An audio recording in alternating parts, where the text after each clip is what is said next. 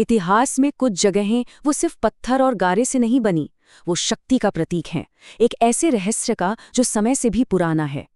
आज हम एक ऐसे ही रहस्य की गहराइयों में उतरेंगे, एक ऐसा रहस्य जो हजारों सालों से हमें अपनी तरफ खींच रहा है।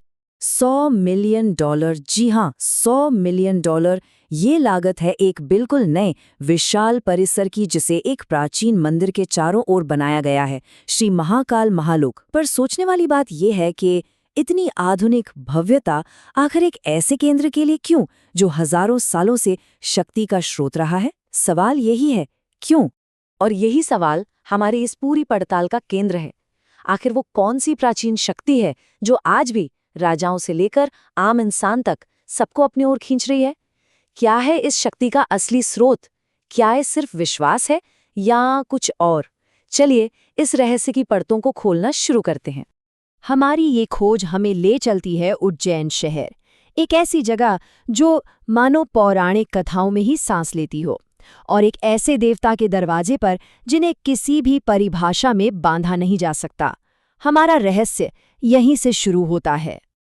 देखिए, महाकाल सिर्फ एक देवता का नाम नहीं है, वो एक कॉन्सेप्ट है। वो खुद समय है, समय के शासक, ब्रह्मांड को बनाने वाले और मिटाने वाले भी। अगर इस मंदिर की शक्ति को समझना है तो पहले इस बात को समझना होगा, क्योंकि यही वो शक्ति है जिसने इसे सदियों तक किसी के भी सामने झुकने नहीं दिया। तो हमारी पड़ताल का पहला सुराग ये हमें एक बहुत पुरानी कहानी की तरफ ले जाता है। एक कहानी जिसमें आस्था है, ईर्ष्या है और एक ऐसा चमत्कार है जो आज भी इतिहासकारों को सोचने पर मजबूर कर देता है। कहानी का मुख्य किरदार है राजा चंद्रसेन, शिव के इतने बड़े भक्त कि उनकी भक्ति ही अटूट थी, और यही भक्ति उनकी पूरी कहानी का केंद्र है। एक ऐसी कहानी जो जंग और विश्वास के बीच की धुंधली लकीर पर चलती है। इस पूरे लड़ाई की जड़ कोई जमीन या सोना नहीं था, बल्कि एक दिव्य मणि थी, सुंदर चिंतामणि। कहते हैं इसकी चमक ने न सिर्फ राजा का वैभव बढ़ाया, बल्कि दूसरे राजाओं के दिलों में ईर्ष्या की आग भी जला दी। और बस यहीं से एक भयानक युद्ध की शुरुआत हुई। तो सोचिए, दुश्मन राजाओं ने उज्जैन को चारों तरफ से घेर लिया है, और ऐसे में राजा चंद्रसेन ने कुछ ऐसा किया जिसकी किसी को उम्मीद नहीं थी। उन्होंने तलवार नहीं उठाई, बल्कि वो प्रार्थना में बैठ गए। ये उनके विश्वास का सबसे बड़ा इम्तिहान था, एक ऐसा दांव जिस पर पूरा राज्य लगा हुआ था। और उस विश्वास का नतीजा हैरान करने वाला था। दुश्मन राजा आपस में ही लड़ने लगे और आखिर में इस नतीजे पर पहुंचे कि उज्जैन यानी महाकाल का शहर उसे जीता नहीं जा सकता।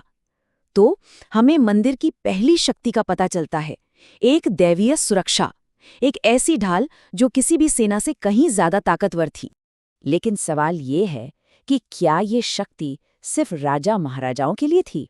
हमारा अगला सुराग हमें एक अलग ही कहानी बताता है, एक ऐसी कहानी जो कहती है कि ये शक्ति सबसे पवित्र दिलों के लिए है, फिर चाहे वो कोई भी हो।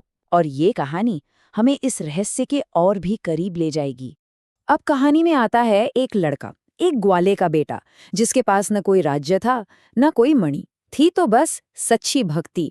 उसने राजा को प्रार्थना करते देखा और बस एक साधारण से पत्थर को शिवलिंग मानकर पूजने लगा। उसे जरा भी अंदाजा नहीं था कि उसकी ये छोटी सी आस्था एक बहुत बड़े चमत्कार की वजह बनने वाली थी। उसकी भक्ति इतनी गहरी हो गई कि वो खाना पीना तक भूल गया। उसकी माँ ने गुस्से में आकर उस पत्थर को फेंक दिया, और बस उसी पल उस लड़के की सच्ची पुकार ने सीधे शिव तक अपनी आवाज पहुंचा दी।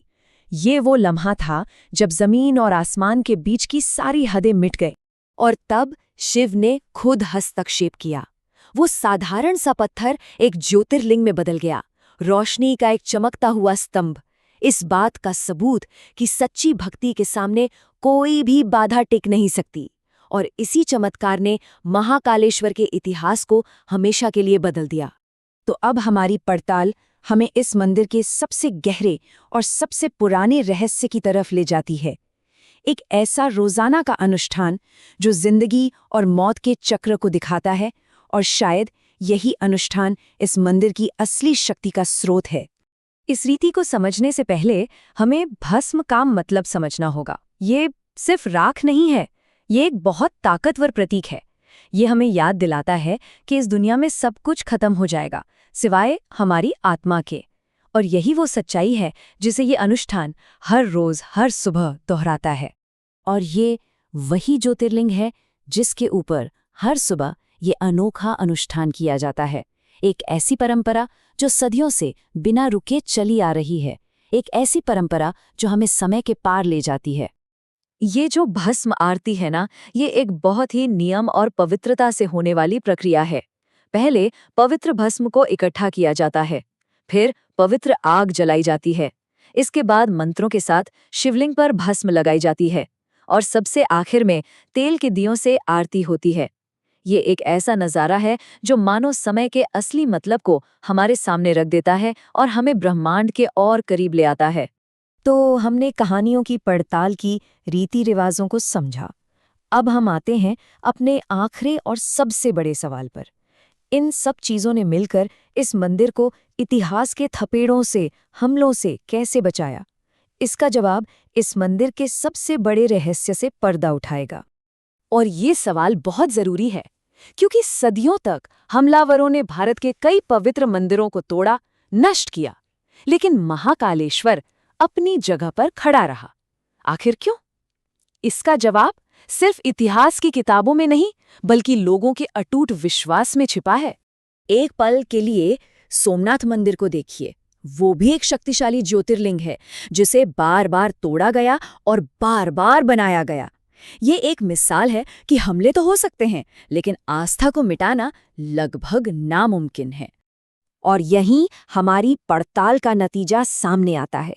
उज्जैन को उसकी पत्थर की दीवारों ने नहीं बचाया, उसे बचाया एक अटूट विश्वास ने। ये विश्वास कि ये शहर खुद महाकाल का है, समय के स्वामी का घर, और उसे कोई जीत नहीं सकता। यही विश्वास इसकी सबसे बड़ी ढाल था, एक ऐसी ढाल जिसे कोई तलवार नहीं काट सकती थी। और वो विश्वास आज भी जिंदा है। वो पुरानी कहानियों वाली आस्था आज इस नए और भव्य परिसर में भी उतनी ही मजबूत है। ये दिखाता है कि कैसे एक प्राचीन शक्ति वक्त के साथ सिर्फ जिंदा नहीं रहती, बल्कि और ताकतवर हो जाती है। ये इस बात का सबूत है कि कुछ चीजें सच में समय से परे होती हैं। तो चलिए इस सफर को इस एक आखिरी सवाल के साथ खत्म करते हैं।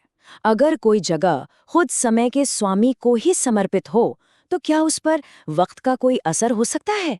या फिर वो हमेशा के लिए एक रहस्य ही बना रहेगा, जो हमें ये सोचने पर मजबूर करेगा कि क्या हम सच में समय को समझते भी हैं?